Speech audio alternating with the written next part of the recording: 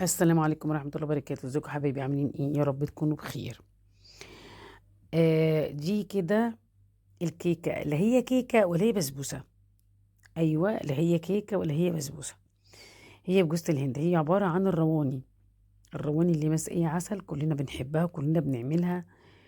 هي طعم ميكس كده جميل ما بين البسبوسة وما بين الكيكة، فهي كده طعمها حاجة لذيذة يعني. كلنا بنجيبها من عند محلات الحلواني، بتبقى مليانه سكر وغاليه قوي.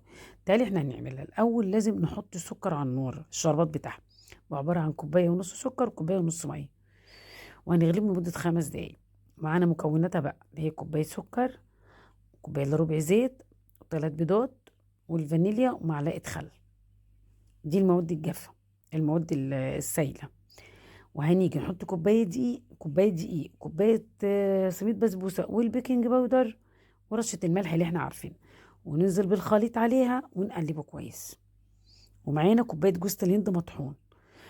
وهننزل بالخليط كده في قلب الصينية، وهنرزعها رزعة محترمة كده. ايوه تمام. ندخلها الفرن وبنختبرها بقى. اهي بصوا، خلاص كده. هنسيبها لما تبرد. اوعي تحطي عليها شربات وهي سخنه، حطيتي عليها شربات وهي سخنه هيعجن. لازم تسيبيها تدفى، الكيكه تدفى، والشربات يبقى بدرجه حراره المطبخ اهو. بصي، بس هنروح نازلين بالشربات عليها، ونسيبها لغاية ما تشربه. هتشربه ما تقلقيش، الشربات هيتشرب. هنسيبها بقى كده مع بعضها مع نفسها كده لغاية ما تشربه. شربت الشربات. طبعا احنا حاطين جوه جوز الهند، كوباية جوز الهند. هنروح نازلين بقى عليها بجوز الهند. هي الروان كده، الروان بتحب جوز الهند. مش ما بتحب، لا هي بتحب جوز الهند.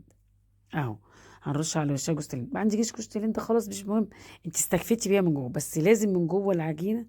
لازم جوز الهند. 3 بيضات، كوباية سكر، كوباية الا ربع زيت، رشة ملح، رشة فانيليا، كوباية بقسماط مطحون، وكوباية سميد بسبوسة، ونروح حاطين عليها البيكنج باودر، نص معلقة بيكنج باودر. دي المواد الجافة والمواد السائلة.